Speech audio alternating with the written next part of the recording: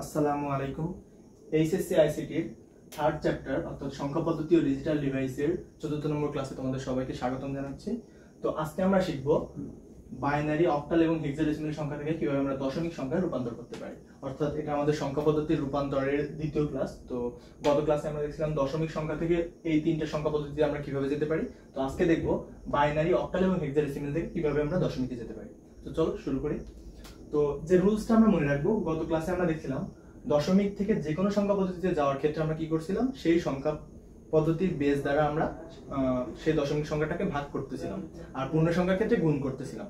But আমরা এখানে দেখব যখন যে সংখ্যা পদ্ধতি থেকে আমরা দশমিকে যাব ওই সংখ্যা পদ্ধতির বেস দ্বারা গুণ করতে হবে। তার মানে এখানে দশমিক আর পূর্ণ সংখ্যার ক্ষেত্রে আমরা আলাদা কিছু করবো না, একসাথে জাস্ট বেস দ্বারা গুণ করব।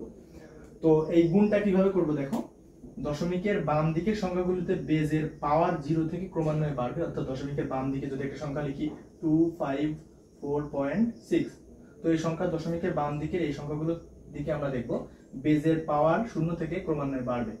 আর এর সাথে যখন আমরা গুণ করব তখন বেজের পাওয়ার ক্রমান্বয়ে এদিকে বাড়াবো, আর দশমিকের ডান দিকের সাথে ডান দিকে ক্রমান্বয়ে কমাবো। তাহলে ডান দিকে যখন আমরা যাবো ক্রমান্বয়ে কমাবো। তো এই রুলস ফলো করে আমরা সংখ্যা পদ্ধতির রূপান্তরটা করব। তো তোমরা চাইলে এটা একটা স্ক্রিনশট উঠে নিতে পারো, যাতে পরবর্তীতে তোমাদের লিখে না লেখা হয়। তো তোমরা চাইলে এটা একটা স্ক্রিনশট উঠে নিতে পারো, যাতে পরবর্তীতে তোমাদের কাজে লাগে। তো চলো এবার শুরু করি।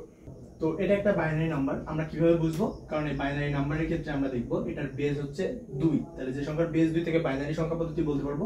আর যাইতে হবে আমাদের কোথায়? দশমিক সংখ্যায়। তো রুলস অনুযায়ী আমাদের কি করতে হবে?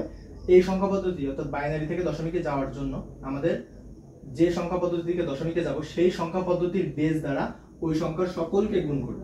তাহলে চলো শুরু করি। এটার ক্ষেত্রে যদি আমরা দেখি, প্রথমে 1 আছে, তাহলে 1 × 2 লিখতে পারি, প্লাস লিখবো, একটা করে সংখ্যা নিব, তার সাথে 2 বেস গুণ করব। বেস মানে এখানে 2 গুণ করব এবং প্লাস দিব। তো শূন্যের ক্ষেত্রেও তাই, 0 × 2 প্লাস।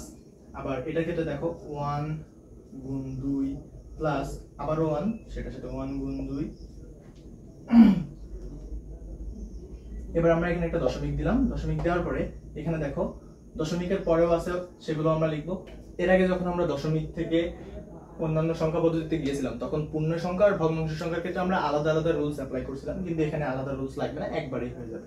তো এটার সাথে আমরা কি গুণ করব? গুণ 2, আবারও আরেকটা 1 আছে, এটার সাথেও গুণ 2 করব, প্লাস আরেকটা 0 আছে, তো 0 × 2 এটা দিয়ে দিলাম। এবং আমাদের সবচেয়ে ইম্পর্টেন্ট রুলস হচ্ছে দশমিক থেকে যখন আমরা বাম দিকে আসব 0 থেকে পাওয়ার ক্রমান্বয়ে বাড়াবো। তাহলে কিসের পাওয়ার বাড়াবো? সেটা হচ্ছে বেজের পাওয়ার। এখানে একটা বেজ, একটা বেজ, একটা বেজ আর একটা বেজ, বেসগুলোর পাওয়ার দিব। তাহলে এখান থেকে কি হবে? দশমিকের প্রথমে যে বামের সংখ্যা, এখান থেকে 0, তারপরে বাড়বে 1 করে, 0 পরে 1, তারপরে 2, তারপরে 3, এটা হইলো। আর এইদিকে যাব আমরা হচ্ছে এখান থেকে 1 করে কমবে। তাহলে 0 পরে কি হচ্ছে? কমাইলে কি হয়? -1 হয়। এখানে কত হয়? -2 হয়। সবগুলো কিন্তু বেজের পাওয়ার হবে। আর এখানে কত হবে? -3। তো এখন আমরা ক্যালকুলেশন করলে অ্যানসার চলে আসবে। তো চলো ক্যালকুলেশন করা শুরু করি। 2 পাওয়ার 3 মানে হচ্ছে 8, আমরা সবাই জানি। তাহলে এখানে 1 × 8 মানে হচ্ছে 8, প্লাস 0 এর সাথে আমরা যাই করি না কেন সেটা 0 আসবে আলটিমেটলি। পরে এটাতে যাই, 2 এর পাওয়ার 1 মানে হচ্ছে 2, আর 2 আর 1 গুণ করলে হয় 2, প্লাস কোনো কিছুর পাওয়ার 0 মানে কত? 1, 1 আর 1 গুণ করলে হয় 1, 2 এর পাওয়ার 0 মানে 1। ওকে, পয়েন্টটা আমরা এখানে বসাবো। বসানোর পরে পয়েন্টের ক্ষেত্রে আমরা একইভাবে হিসাব করব। তো এটা চাইলে আমরা ক্যালকুলেটরে সহজেই করে নিতে পারি। তো আমি ক্যালকুলেটরে করে জাস্ট মানগুলো বসাই দিচ্ছি। তো এটা হচ্ছে আমাদের অ্যানসার। আমরা যদি এখান থেকে ক্যালকুলেশন করি অর্থাৎ ক্যালকুলেটরের মাধ্যমে করে দেখাই, তাহলে এগুলো জাস্ট যোগ করব। আর এগুলো তো আমরা আগে যোগ করছি, যোগ করার ফলে সবগুলো ক্যালকুলেশন করলে আমাদের এটা হচ্ছে অ্যানসার। এবার আমরা দেখব একটা অক্টাল সংখ্যা থেকে কিভাবে দশমিক সংখ্যায় যেতে পারে।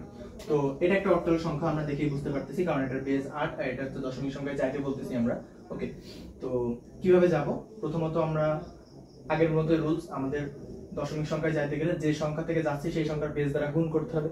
তো সেরকম আর পাওয়ার গুলো জাস্ট চেঞ্জ করতে হবে, আগের মতো একই অবস্থা। তো চলো শুরু করি। 2 × কত হবে? আমরা 8 বসাবো, কারণ আমরা এই বেস থেকে দশমিকে যাচ্ছি।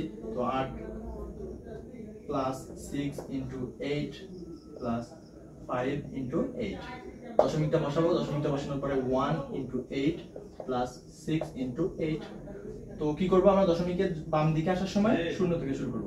তো প্রথমে 0, তারপরে 1, তারপরে হচ্ছে 2, এবার আমরা দশমিকের পরের অংশটা একটু দেখি। দশমিকের পরের অংশের ক্ষেত্রে কি হবে, জাস্ট এখানে 0 তাহলে কি হবে, এখানে -1 হবে, এখানে হবে -2, কারণ এদিকে আরো কমবে। ওকে, তো এবার ক্যালকুলেশন করলে আমরা পেয়ে যাচ্ছি। তো এখানে কত আসে, তো এটা হচ্ছে 64, 128 হচ্ছে এইটুকু, আর এটা হচ্ছে 8 এর পাওয়ার 1 করলে তো 8ই হয়, তো 48, আর এটা হচ্ছে 5 × 1, 5 কারণ কোনো কিছু পাওয়ার 0 মানে 1 পয়েন্ট। এবার এইগুলো ক্যালকুলেশন যদি আমরা ক্যালকুলেটরে করে বসাই দিই তাহলে আমাদের, তো ক্যালকুলেটরে বসানোর পরে আমরা মানগুলো যদি ক্যালকুলেট করি তাহলে এটা আসে আমাদের মান। তো এটাই হচ্ছে এই অক্টাল সংখ্যার সমতুল্য দশমিক মান। তো এটা হচ্ছে একটা হেক্সাডেসিমাল সংখ্যা। কিভাবে বুঝলাম, কারণ এটার বেস হচ্ছে 16। তো এখান থেকে আমরা দশমিক সংখ্যায় যাব। তো দশমিক সংখ্যায় যাওয়ার জন্য আমাদের আগের রুলস অ্যাপ্লাই করতে হবে। তো প্রথমে আমরা বেস দ্বারা গুণ করব। কোনটাকে গুণ করব, যে সংখ্যা থেকে যাচ্ছি। তো এটা সেই সংখ্যা এ মানে হচ্ছে 10, কারণ হেক্সাডেসিমালে এ বলতে বোঝায় 10। তো এটার সাথে আমরা কত গুণ করব, বেস গুণ করব। কোনটার বেস, যে সংখ্যা থেকে যাচ্ছি, তো সেটা হচ্ছে 16। আমরা এখানে পাশে এ লিখে নিতে পারি। ওকে, প্লাস কোনটা আছে, বি। বি অর্থ কত, বি মানে হচ্ছে 11, ইনটু এটার সাথে আমরা 16 গুণ করব। আর কত আছে, প্লাস 9 আছে। তো এটার জন্য তো কোনো সংখ্যা প্রতীক নাই, তো 9 × 16। দশমিকের পরে কি কি আছে, দশমিকের পরে আছে সি। সি মানে হচ্ছে 12, বা এটা হচ্ছে সি এর মান, ইনটু এটার সাথে কত গুণ করব, 16, আর তারপরে 2 আছে, এটার সাথেও আমরা 16 গুণ করব। ওকে, তো কি করব, আমরা দশমিকের বাম দিক থেকে যখন আসবো তখন আমরা 0 থেকে শুরু করব। 0, 1, 2, কারণ বেজের পাওয়ার দিলাম। এবার এদিকে যাবো যখন, তখন মাইনাস থেকে শুরু করব। -1, এটা হচ্ছে -2। ওকে, তো এবার ক্যালকুলেশন করলে আমরা আগের মতো পেয়ে যাব। এগুলো খুবই সহজ নিয়ম।